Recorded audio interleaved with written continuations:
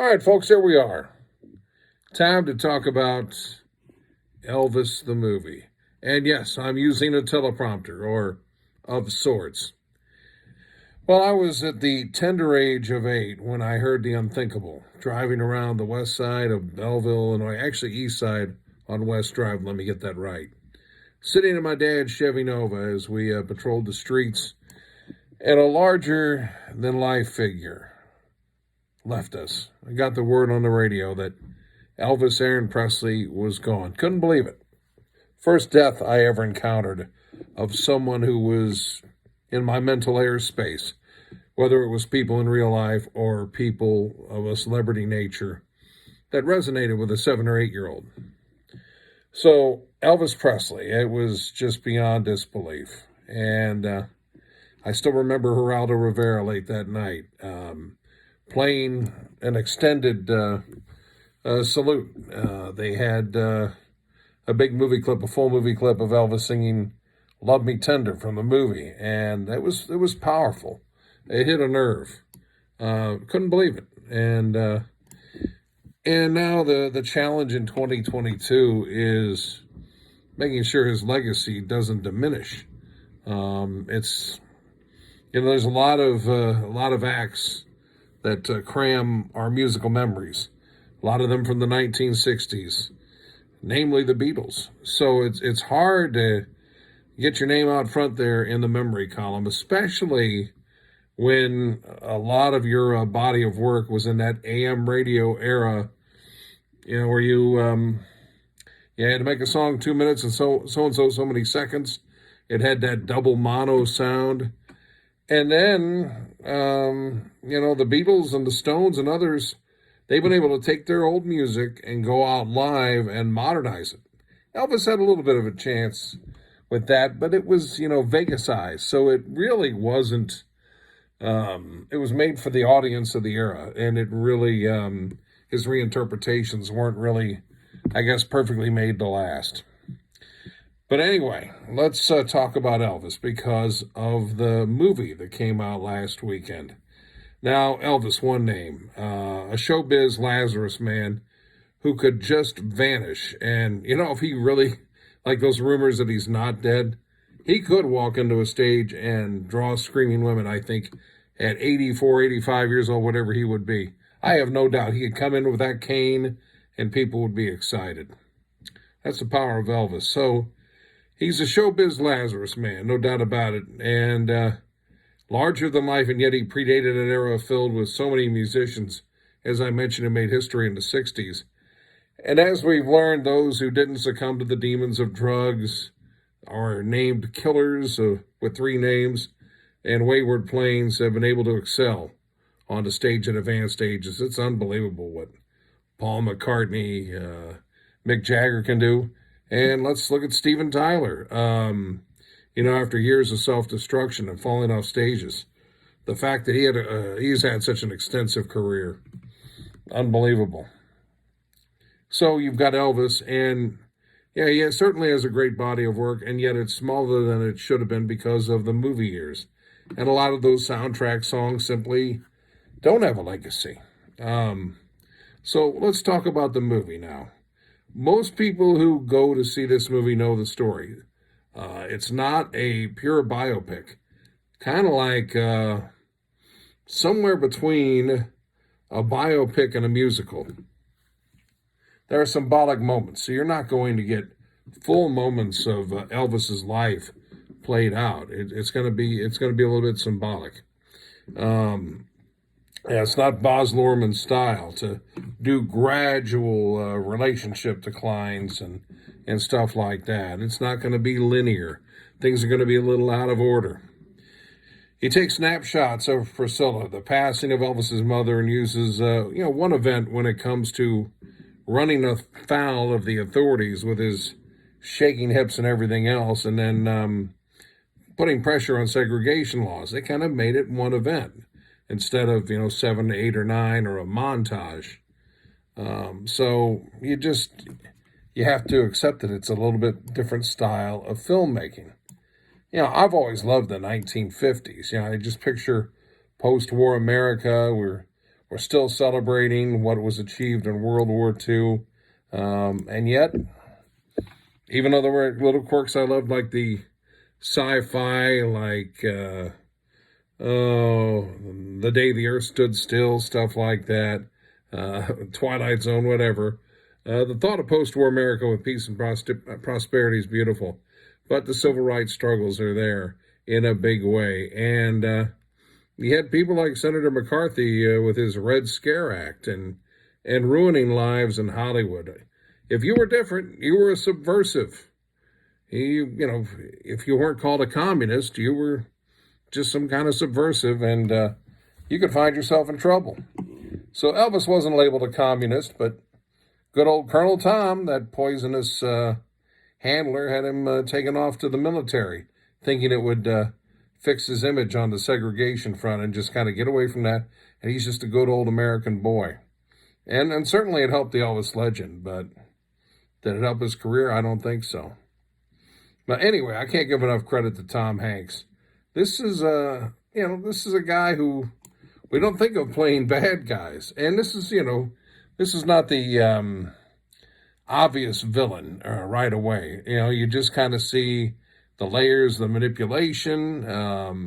He played it's hard for us to know. Would Elvis have made it without Tom Parker, without Colonel Tom Parker? Only one man knows, if you believe in the guy upstairs.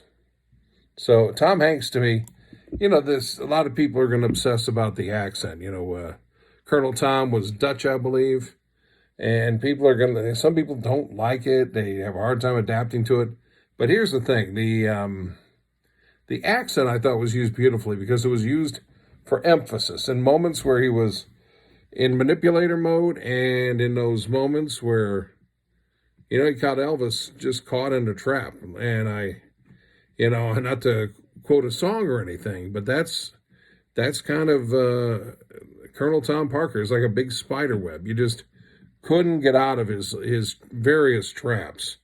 And I think Tom Hanks, it's an interesting role. He was willing to look old and troll-like for this role, and I thought he did pretty well. But a lot of people aren't going to get it because it's just different. He's a different character. It's not an easily digestible character. This sometimes his evil is displayed in very subtle ways. The opening minutes of this movie are just dazzling. You really have the magic of those early days of rock and roll captured when women screamed for the first time. Now, we just think of that as, oh, look at those girls. Boy, Elvis was something.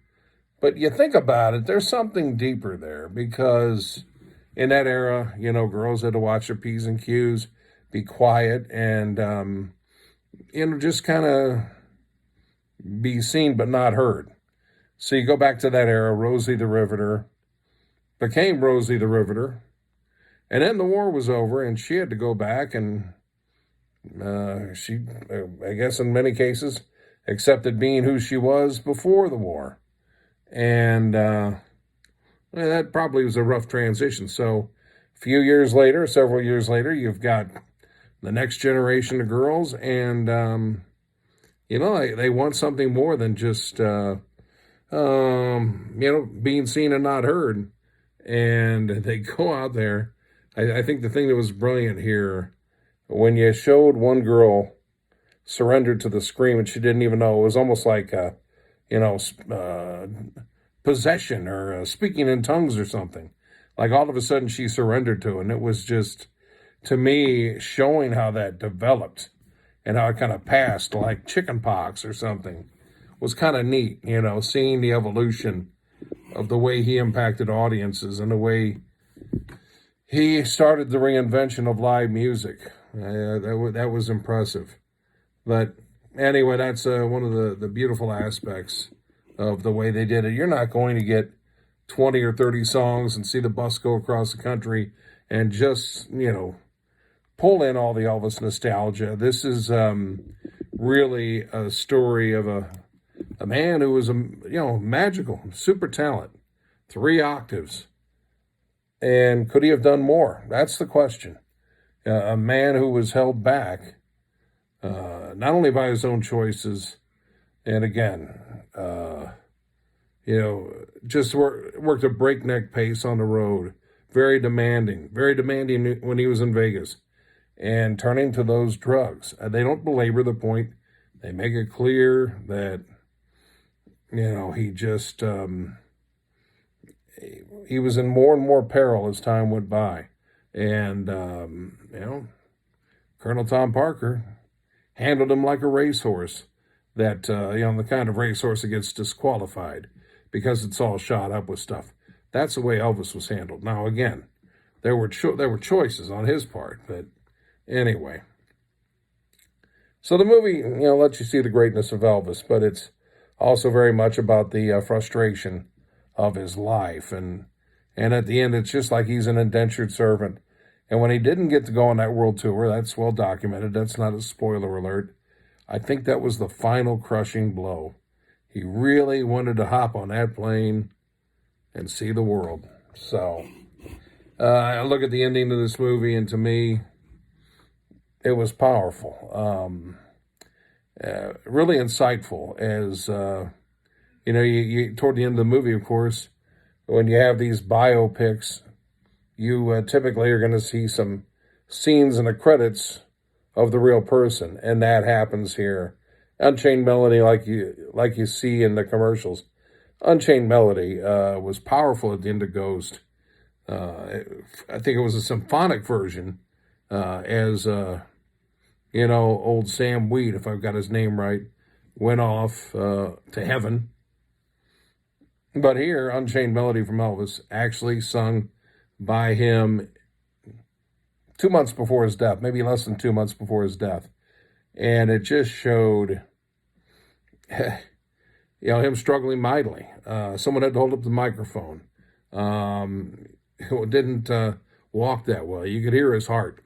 You could hear his heavy breathing. It was tough. But man, like Babe Ruth, long past his prime in those final days, hit 3 home runs for the Boston Braves. Pretty neat stuff. That's kind of the way I saw Elvis on tour in 1977. He appreciated the fans who still loved him despite the fact that he didn't look like 1956. He didn't look like 1973. And it was clear to the world that he was in trouble and he was a mess. And they still loved him. And they still treated him like gold, like he was desirable, like he was special, like it was, like they hadn't been cheated at all. And I think that meant the world to a very, man who was struggling mightily. And I think it shows in that moment. He gave everything he had, and you could close your eyes and still picture him at his absolute peak, at his summit. And that's the power of Elvis, one of a kind. And I just wish he was around for another, could have fixed things. Been around 20, 30 years. I'd love to have seen him. Who knows what he could have done to reinvent himself.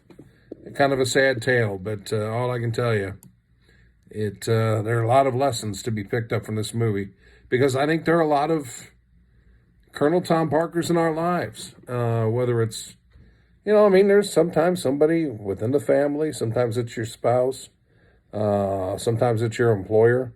Not most of us, or it would be just an awful world. But a lot of people have a Colonel Tom Parker in their life. And maybe it's an education that finally you get that clarity that I got to move on and give them the boot. So, Elvis, I enjoyed it. It's not a perfect movie, but man, does it have some perfect moments. Austin Butler, I thought, did a great job.